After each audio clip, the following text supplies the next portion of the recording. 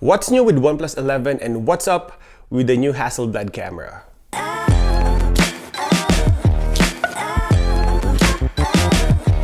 Hi everyone, this is JD, your gadget review friend. Welcome and welcome back to GadgetRevNow. This year, OnePlus trimmed its series by only providing us with OnePlus 11. According to OnePlus, there's no Pro model in the pipeline, so OnePlus 11 is the true OnePlus flagship this year until we see the refreshed T version later this year. I actually like the minimalist name. There's no Pro, Pro Max, and Ultra, but don't be fooled by the simple name. This phone packs a serious punch. So today we'll talk about the new features of OnePlus 11 and have a camera tour of the Hasselblad camera. Let's go to work.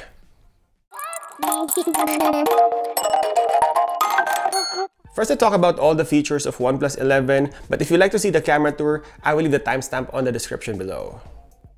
Hasselblad name is back. The phone has a circular camera module with some serious size. OnePlus say the circular camera bump is inspired by black holes. It's not significantly different from the camera layout on the back of OnePlus 10 Pro and OnePlus 10T. I'm used to seeing the circular module at the center, but it's now on the left corner of the phone, which is pretty good design if you're doing gaming, because your hand won't smudge the camera module when you're holding it on landscape mode. For all those OnePlus purists, the side alert is back and has the same function as the previous models. It switches from silent, vibrate, and ring, and honestly, a lot of OnePlus followers missed this from the previous OnePlus 10T. Glad that OnePlus heard us and put this back on the new OnePlus 11. There are big numbers on this phone. Snapdragon 8 Gen 2 with 12 gigs of RAM and 256 gigs of storage on UFS 4.0 as the base model. Those are big numbers. I played around with this phone for the past week and I should say, this is the fastest Android phone I held so far. Of course, the new Samsung S23 and the Ultra will have a say on that, but this is the first phone of 2023 that has this configuration. I instantly fell in love with this phone and it can play the most graphically demanding mobile games you can think of. We have Android 13 out of the box. The OnePlus 11 released in the Chinese market runs on ColorOS 13, but the global variant is powered by OxygenOS 13. I came from Oppo Find X5 Pro and I'm pretty familiar with the ColorOS. I love the design of this UI, but of course for those Android fanatics, the international version with OxygenOS 13 will be the better choice.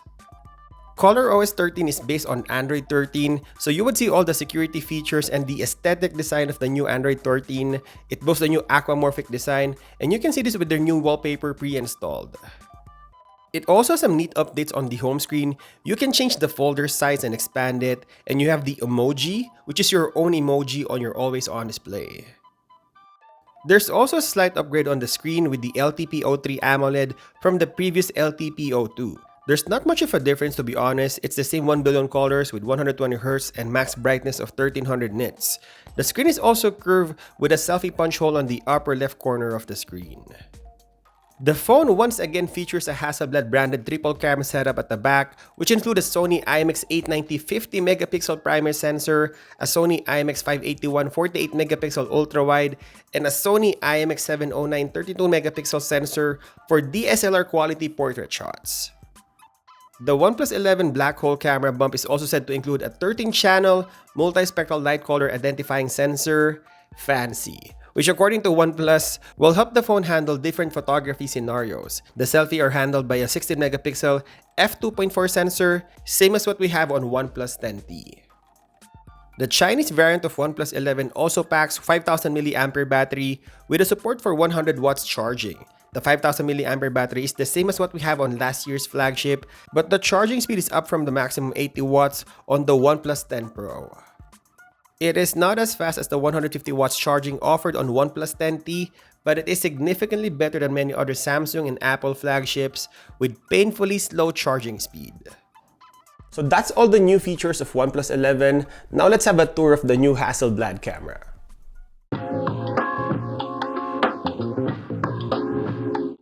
The first tab is photo and you have 3 focal lengths from 1x, 0.6, and 2x. These 3 Sony sensors are really good. These are the samples.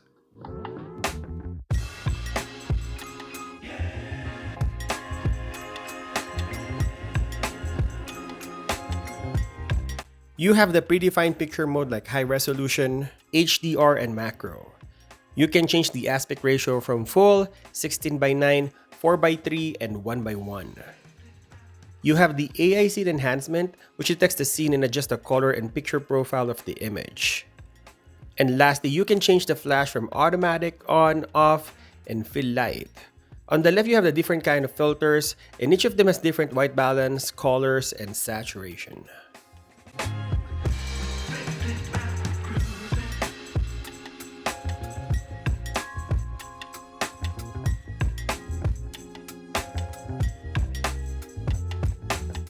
We have the portrait tab that can shoot portrait shots with background blur.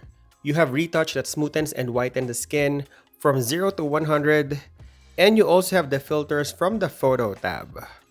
You can change the aperture or depth of field from strong to weak. It goes from f1.4 to f16. And here's the sample of OnePlus 11's portrait shots handheld.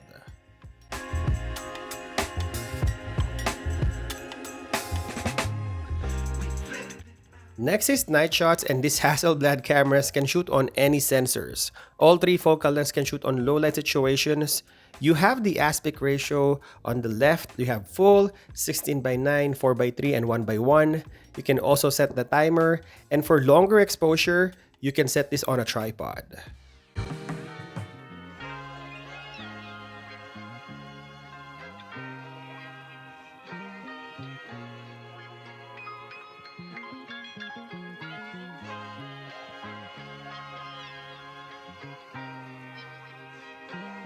These Hasselblad cameras can also shoot videos on all three sensors. You have different resolution from 720p, 1080p, 4K, and 8K.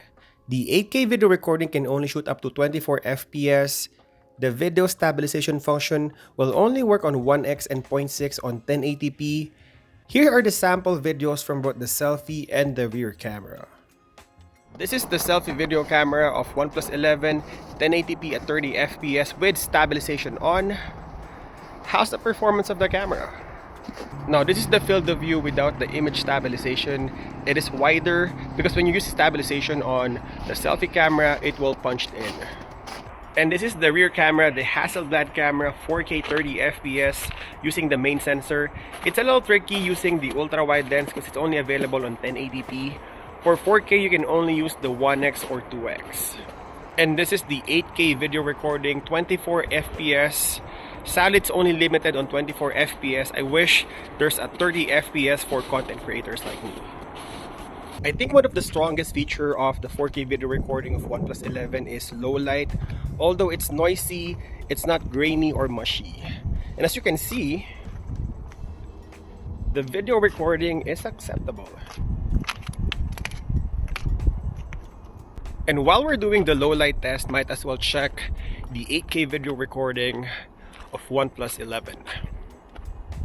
How's the performance of the phone?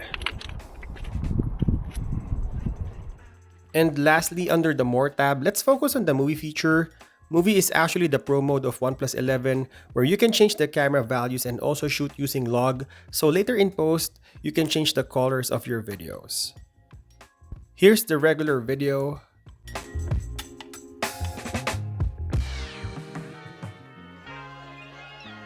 Here's the video shooting with log.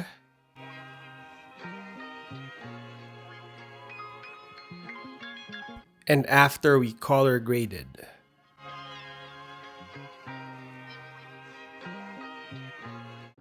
We also have the X-Pan, where it shoots a semi-panoramic view in a couple of seconds.